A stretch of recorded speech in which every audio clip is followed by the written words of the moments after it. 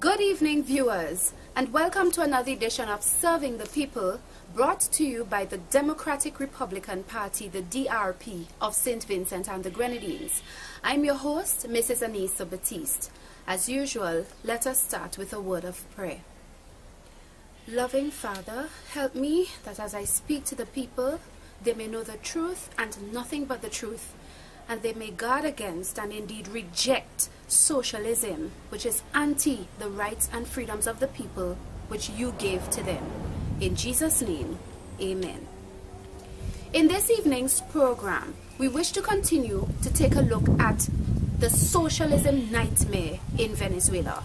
So this is part 2 of Socialism Nightmare in Venezuela. We want to begin the program by taking you back down memory lane. In the 1900s, under communist or socialist Russia, under the leader Vladimir Lenin, I spoke of him in my book, Socialist Revolution, From Grenada to St. Vincent, published in 2009. And in this short video clip, you will observe how under socialist or communist policies in Russia at that time, Vladimir Lenin caused the people to become very hungry and to face famine as a result of his bad policies of taking away their lands, basically nationalizing private property, as we've continually shown you that socialism is against the right to private property. This is important to see because we want you to observe what is happening continually in Venezuela today under the policies of socialist leaders like Nicolas Maduro currently and the past leader Hugo Chavez. Take a look.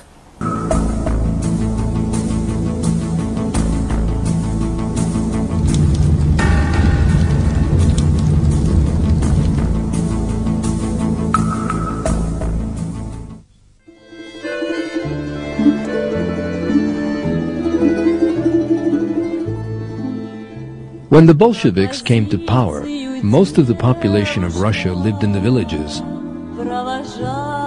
enjoying a pretty miserable standard of living.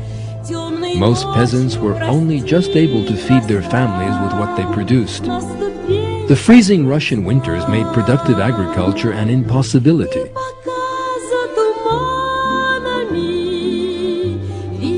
A decision taken by Lenin in 1918 inflicted an even worse disaster on millions of peasants who were already living in poverty. Private property was forbidden, and the peasants' goods were to be confiscated by the state.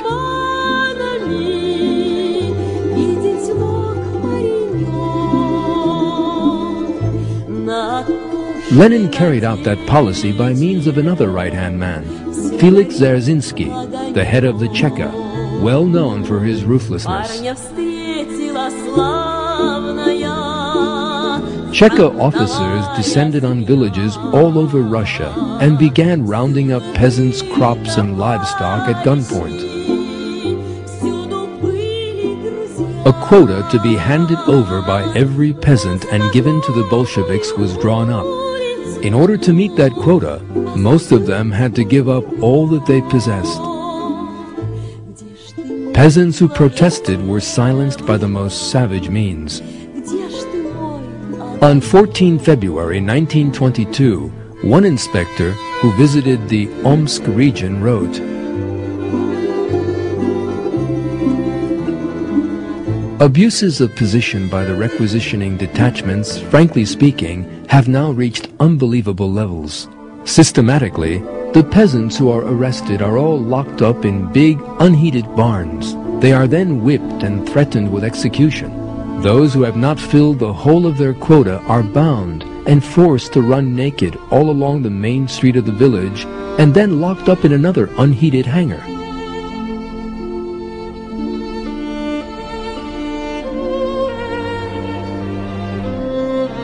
Lenin was enraged when he realized that the quota set for the villages would not be met. In 1920, he inflicted a fearful punishment on some regions that had resisted the requisitions. Not only would these peasants' crops be seized, but also all the seeds they possessed.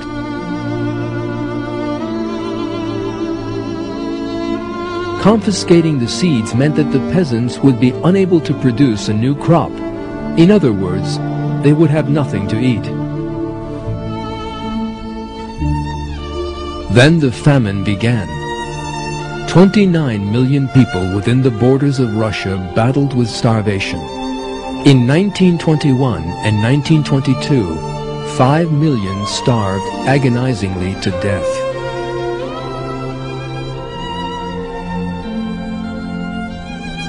Lenin watched what was happening with enormous pleasure.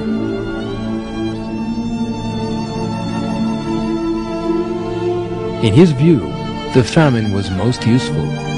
He calculated that it would help to destroy people's belief in God and religion and make them bow their heads to communism.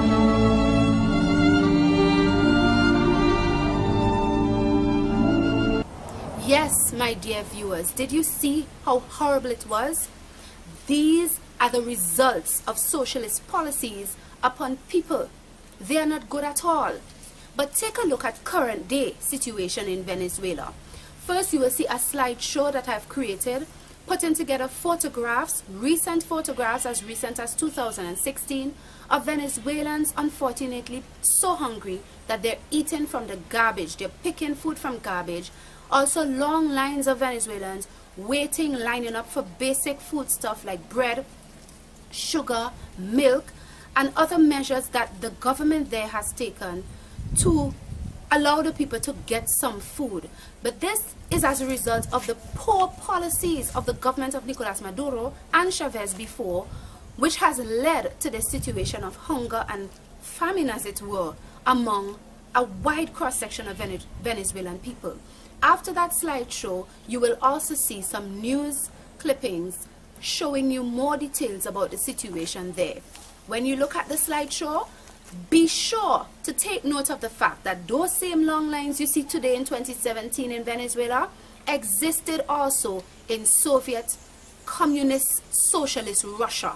It's a backward political ideology and philosophy, my dear people, and we should not follow it here in St. Vincent and the Grenadines. You should resist and reject and vote out socialist thinking leaders in government here. Take a look. Yes, my dear people, fellow Vincentians, this is the reality of the situation in Venezuela. Here we see that there are people who are seeking to get food out of garbage because food is so scarce, basic supplies are so scarce that they cannot access it. This is the reality of socialism in the country of Venezuela currently. These photos are all from 2016, for example. You see, socialism, the ideology thereof, leads to the infringement of the rights and freedoms of the people. And this is the ideology that Presidents Hugo Chavez and Nicolas Maduro has been leading Venezuela with. But the people of Venezuela are saying that socialism is killing them. Socialism and communism are basically the same. They are anti the three fundamental God-given rights of man: the right to liberty of conscience, the right to life, and the right to private property come under attack whenever you have socialist thinking leaders and ideas governing politics. Here we see the people in Venezuela.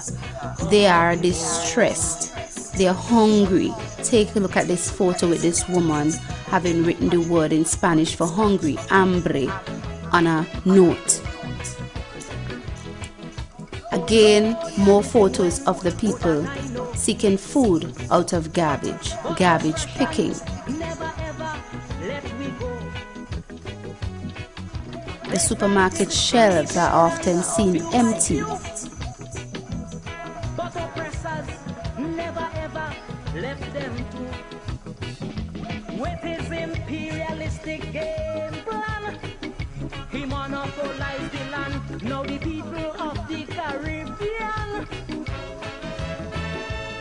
ain't got much food, ain't got much land. Crying Bimsha, Erie back in Grenada. The cost of living is very high. When you compare the prices of basic food in Venezuela to the USA, it's significantly higher. And these are prices on the black market, because the situation of not being able to find food in Venezuela has given rise to a black market scenario where people buy up and then sell over on the black market for significantly much more. And this is killing the economy and killing the people in Venezuela. They can hardly eat comfortably. Basic things like milk, bread, toilet paper, sugar. It's a crying shame. But this is the effects of socialist ideology upon a neighboring country, a country who has helped us with things before, yet look at the reality of the situation of their people. We also have a scenario where people have to submit ID card and a little ticket to determine if they get food a particular day. Now these things trace back to old communist Russia in the 1900s. They had a similar coupon situation, as you can see from these black and white photos, and furthermore they had long bread lines and long lines waiting for food, just as you will see in a few photos hence of what is taking place currently in Venezuela. So this is a backward ideology of governance that is taking people back to the days of old communist Russia, where you had police guarding lines of people, long lines of people waiting, trying to get basic food. Look at the current situation in Venezuela. You see? And this is the 21st century. This is 2017. No country should want to have leaders in government who have socialist principles. And remember, don't be fooled by their claim that it's democratic socialism. That's just the same socialism. You're just using democratic methods to get the socialist leaders into government. But the policies are the same. Nationalize everything, take away people's lands through taxes and excuses of development, and then you have bad management of the economy, and then you have people suffering. Look at Venezuela. Reject socialism, my dear people. Venezuela's capital, Caracas. We've come to a street market in a poor part of town, filming with a hidden camera. Everyone around us is part of a new black market. They're reselling basic household goods, a practice banned by the government to stave off inflation. All of these products are nearly impossible to find on shop shelves. Are you selling this toothpaste? You want to buy it? Yes. We're searching for something very rare, sugar. How much for this pack of sugar? 2,700 bolivars. This is the only bag we found in the whole market. Do you have any other packs? No, it's the only one I have. To buy this small bag, we hand over a stack of high-value banknotes. More than 10% of the minimum monthly wage. A few years ago, Venezuela was exporting sugar. Now, even the soda companies here can't find any. All the soft drinks bear the same strapline. No calories. All the soft drink producers have redesigned their packaging to show that this isn't the original product. What is it that brought a former powerhouse of Latin America to the verge of starvation? To find out, we drive 6 hours to Venezuela's Lara state, which used to be the main sugar-producing area of the country. All this is cane that was never harvested. It's dry, there's no juice, there's nothing. Reynaldo worked for the Pio Tamayo Sugar Company for 17 years. He was fired 2 years ago after denouncing corruption by civil servants in the company's administration. This all used to be full of sugar cane. And a few years ago, they stopped producing cane. And the same thing happened in all the ranches here. Reynaldo started working for the company when it was still private. Then, under Chavez, it was nationalized. At first, things went well. We got good salaries, good benefits. But the policy was bad. The manager that they put in charge of the company, at the very least, needed to be an agricultural engineer who knew what he was doing. But instead they put a university professor in charge of a corporation, producing millions of bolivars. Now the plant is only used to refine imported sugar. There were 324 of us workers when it was a private company. When it was nationalized, there were around 800 workers. Too many workers, and that's what bankrupted the company. Reynaldo and his family now get by driving motorbike taxis. His two elder sons were studying degrees in finance and administration, but they've abandoned university to focus on earning money, all of it to buy food. This is today's lunch, a soup that we have prepared, but without arepa patties, because sadly the flour to make arepas costs too much. At the government price it costs around 200 bolivars, but we now have to pay around 2,000 when we can find it. Reynaldo's family was fiercely pro-Chavez, but after denouncing abuses by local state officials, Reynaldo was fired from the local council.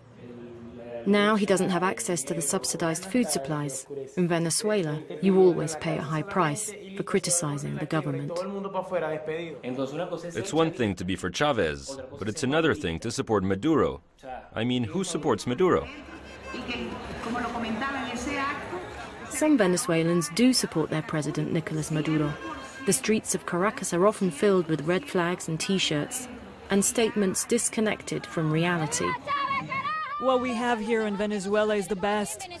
So there's no hunger here? No, there's no hunger. That's a lie.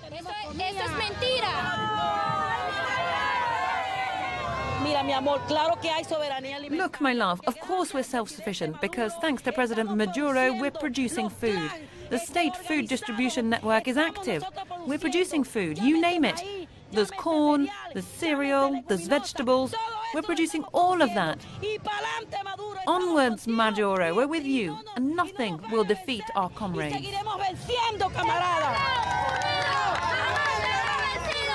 This vision is echoed in state media.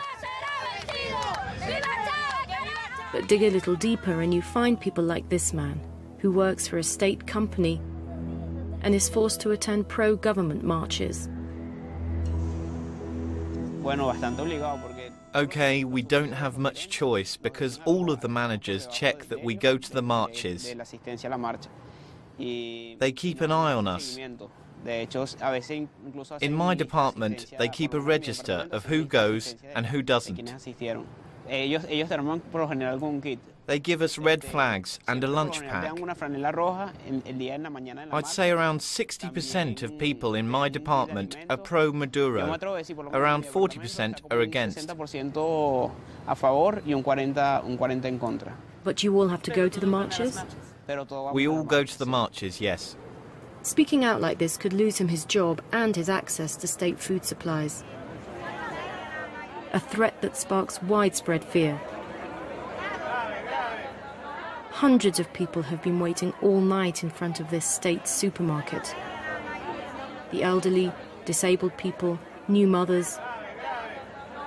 Tensions are running high. And what did the opposition do? Nothing. At least my president does something. One issue keeps coming up. The recall referendum that could see President Maduro kicked out of power.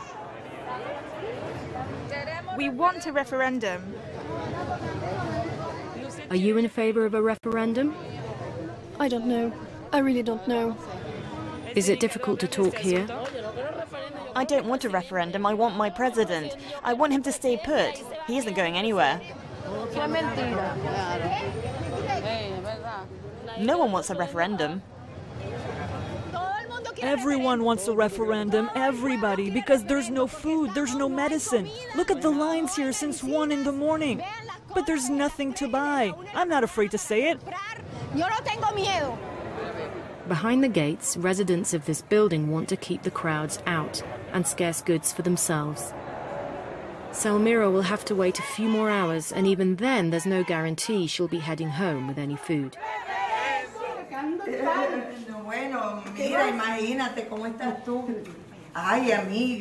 She and her neighbors have set up an informal exchange, pooling what they managed to find on their shopping trips. I just swapped something for this oil, which I haven't seen for a long time. It's disappeared from markets, and it's the best oil here, and this is a big deal for me. I haven't been able to cook with oil for ages.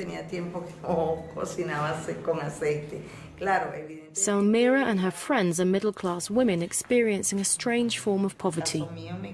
They own their own apartments, they're well-dressed and wear jewellery, but they're undernourished. When you find milk, it costs 8,000 to 9,000 bolivars. Our pension is 22,000 a month. How do you ever buy milk? The little we earn goes towards buying food. We never have ice cream or chocolate. We never go to the cinema. Never. Hunger is Venezuela's biggest emergency, but whilst people forage for food, the country is falling apart. The office of the Tal Cual newspaper looks almost empty.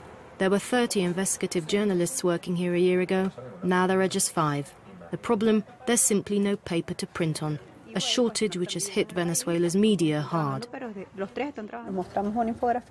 We show in this graphic that the newspapers that have stopped publishing, at first they stopped printing during Carnival and Holy Week, then they just stopped altogether. For example, El Carabobeño, which was one of the biggest newspapers in the country, has stopped printing. A few months ago, Tal Cual went from weekly to monthly publication, cutting down from 32 to 24 pages. Its small team is fighting for the newspaper's survival. Paper is imported by the government, which is in charge of its distribution and price. There are restrictions, and everyone is being affected, but we have noticed that there's more paper for state media and less for opposition papers.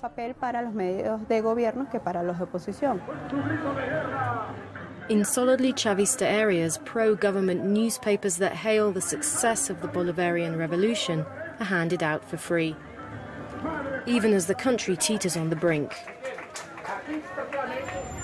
People who can leave Venezuela are getting out in droves.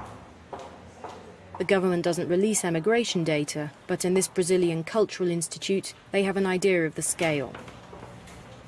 Some say 1.2 million, others say 1.6 million Venezuelans have left the country, and most of them are young people with degrees. We're losing all of these talented youngsters who would have educated the next generation. Rooms here in which young Portuguese teachers once lived are now empty. Last year, 4 teachers from this school flew home, and 6 have left so far this year. Ivan will be next. You're going back to Brazil, aren't you? Yes. It's a natural decision after giving years of service here teaching. A brilliant student, Ivan had planned to settle here. When I arrived from Brazil 4 years ago, things were bad, but nothing like they are today. Back then, you could imagine a future. Now we're living just for today and tomorrow. 80% of the students who studied with me at university have left. Hunger is the biggest concern in Venezuela right now. But other serious problems are emerging, such as crime, jobs, and education. Uncertainty awaits as the sun sets on the failed promises of Chavismo. Venezuela is out of food, out of medicine, and now running out of gas. I can't find gas anywhere. There are several gas stations closing due to fuel shortages, and there was fuel, there are long queues. And this is a petrol-producing country. I don't know where this is going. There's a shortage, a gas shortage. I don't know exactly what is happening because I do not know, but there is no fuel in any of the stations. Venezuela has the world's largest oil reserves, and for years it's been selling its citizens the world's cheapest gasoline. But the country mainly pumps an extra heavy grade of oil that has to be mixed with lighter crude, which is imported from abroad in order to be refined. Now international suppliers are holding back imports of this lighter crude because of unpaid debt, leaving gas stations in the capital Caracas and several other cities with no supplies. According to Reuters, the gasoline shortage around the country has been made worse by an increase in fuel exports to foreign allies. It's not just gasoline that Venezuela is running out of these days. President Nicolas Maduro is now turning to the United Nations for help to boost the country's drastically low supply of medicine. I have asked for support from the United Nations to address the economic and social wounds that have hit our people because of the economic war and the fall in oil prices, namely to regulate the whole issue of medicines, because the United Nations has the most advanced and complete plans in the world. Venezuela is suffering chronic shortages of goods and products, from milk and bread to antibiotics, a situation that forces people to spend entire days waiting in long lines at supermarkets. Others buy food on the black market at steep prices. Maduro says the shortages are a result of an economic war waged by the opposition and the business elite. Critics say the government is to blame for persisting with failed policies of price and currency controls. But whatever the reason, drivers are leaving gas stations with empty tanks and empty stomachs. Christine Pirovolakis, TRT World.